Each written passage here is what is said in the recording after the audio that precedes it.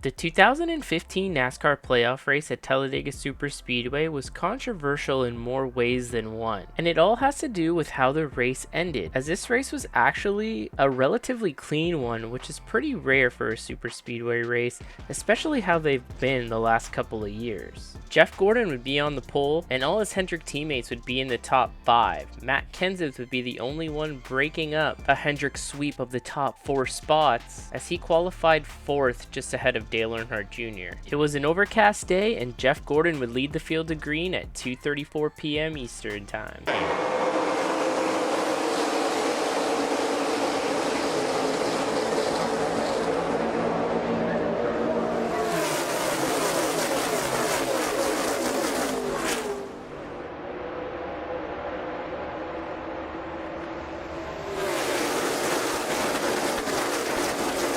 As the race got underway, we did not know it at the time, but this would actually be the start of a 132 lap green flag run, which got these guys well past the halfway point of this 500-mile race. And it's not like these guys just randomly decided to take it easy on the start, because here at the 20 lap mark, they're still 2 and 3 wide and in a big pack. Just before the lap 40 mark, green flag pit stops began, and on lap 40, the leader Dale Earnhardt Jr. and several others came down to pit road. Dale Earnhardt Jr. would lock up the tires, but would manage to slow his car down enough to not speed on pit road. This made the team audible to a 4-tire pit stop when they were originally planning to take 2, but most drivers that hit pit road here all took 4 tires anyways, so it didn't really affect anything, including his teammate Jeff Gordon. Another interesting thing that happened here was Joey Logano coming down in front of Matt Kenseth, completely cutting him off, and Matt got into the back of Joey. If you remember, just a few races before this is where Joey Logano took out Matt Kenseth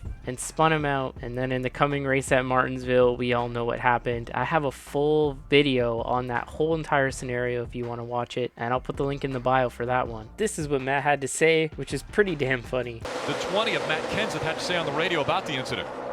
Tell that 22 I'm going to knock his out after the race. You tell him to hide behind his daddy. Came from the 3rd lane. I don't even think he was going to pit. Turned right down in front of me and brake checked me.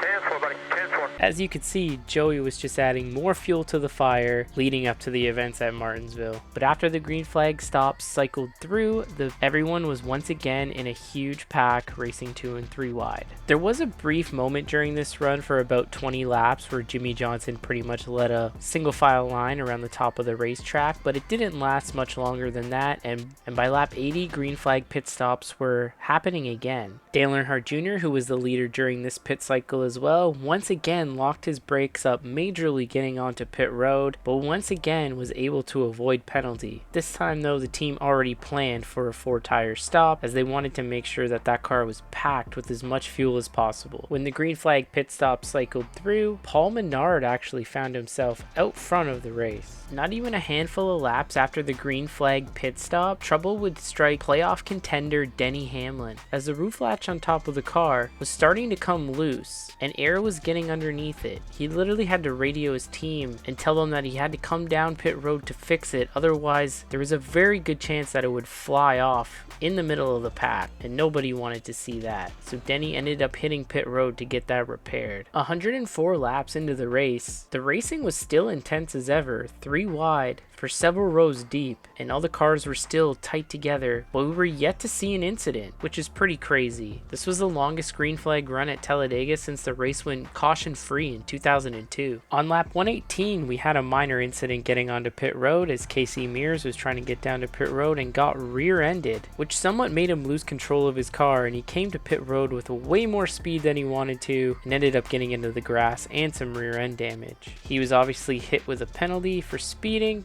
but continued on in the race after repairing the damage. The very next lap, all the leaders would hit pit road as a massive pack of cars came down to the pits all at the same time, but luckily there was no incidents. Dale Earnhardt Jr., who did not slide his tires this time getting to pit road, ended up making a 2-tire pit stop and got off pit road first. This would put him in the lead of the race when the stop cycled through. However, his team was hit with an over the wall too soon penalty, and Dale would be given a drive-through penalty as a result of this. On lap 132, the first yellow flag of the day would finally fly as Justin Allgaier's engine expired coming off of turn number 2, bringing out the first yellow flag of the day. This was particularly huge for Dale Earnhardt Jr., who was literally within a lap or two of getting overtaken by the leaders and put a lap down. The field would come down pit road and make a pit stop under this yellow, and Matt Kenseth and Kyle Busch would lead the field back to green. And Kyle Busch coming up to the NBC Sports restart zone. The red line superimposed on the track. 220 feet, that restart zone. Green flag back in the air.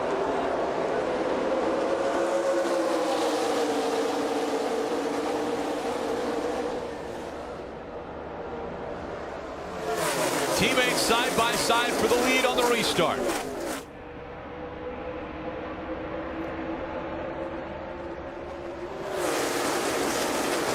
With 49 laps to go in the race and the intensity picking up, one would think that calamity would strike pretty soon as the laps were winding down. However, that was not the case at all. With this caution falling just before the fuel window, the drivers could not make it to the end on fuel, and with 19 laps to go, the leaders started hitting pit road. That's just like most of the other green flag cycles during this race. Dale Earnhardt Jr. was leading and would bring a huge pack of cars with him to pit road. When everything cycled through, Joey Logano was ahead of his Penske teammate Brad Keselowski leading the pack. However, he was not actually in the lead of the race. Greg Biffle was, as he stretched his fuel as long as he could possibly go, drafting with some lapped cars. It was definitely an interesting strategy as Greg was going to try to stretch it to make it to the end. It was looking like Greg Biffle might actually steal one and win this race. However, with 5 laps to go, Jamie McMurray's engine would expire in the middle of the pack, bringing out the caution, only the second one of the day, and this would set up the chaos that we were about to see at the end of this race. Jamie McMurray put a lot of fluid down on the track, so the cleanup of it was pretty lengthy, with them having to put down a lot of speedy dry. This would push the race into a green-white checkers scenario, and unfortunately Greg Biffle had to hit pit road as he was not going to make it, as it was already really close as it is. So this would put Joey Logano and Dale Earnhardt Jr. on the front row on the restart. Here's where things would get really interesting, as Kevin Harvick, who thought he was blowing up earlier in the race, discovered he had a major mechanical problem as he was stuck going the caution pace. Like, he could not make the car go any faster than that. So when the green flag flew, he was going to pull up and move out of the way. This was huge, as you can see only 11 points above the cut line, and where Kevin was, there was a lot of cars behind him to pass him, and he was essentially going to be eliminated out of the playoffs. But on this restart, the cars behind Joey Logano and Dale Earnhardt Jr. got to pushing and shoving as they were very impatient, and Jimmy Johnson and Kyle Larson ended up going into the infield grass. NASCAR decided the week of this race that they would alter the green-white checkered rules and there would be only one attempt here at Talladega. However, NASCAR decided that because Dale Earnhardt Jr. and Joey Logano did not make it to the start-finish line before the caution was thrown out again, that this restart essentially would be null and void and would not count as the one and only attempt at a green-white checkered. So they would line the cars up and do it all again. Obviously, Jimmy Johnson, as he got spun, would not get his spot back, but Kevin Harvick, who was having the mechanical problems, would get his spot back, and this would create even more chaos and drama on the next restart.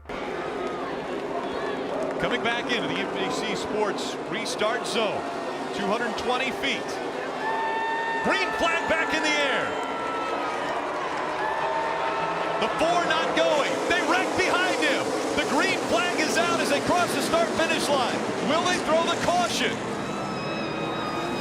Trying to get back up to speed. Caution comes out. Now the question is, who was in front? Stay in front of them. Stay in front of them. You heard him say stay in front of them. NASCAR will go back and watch video. They will look at the scoring loops to determine the finishing order.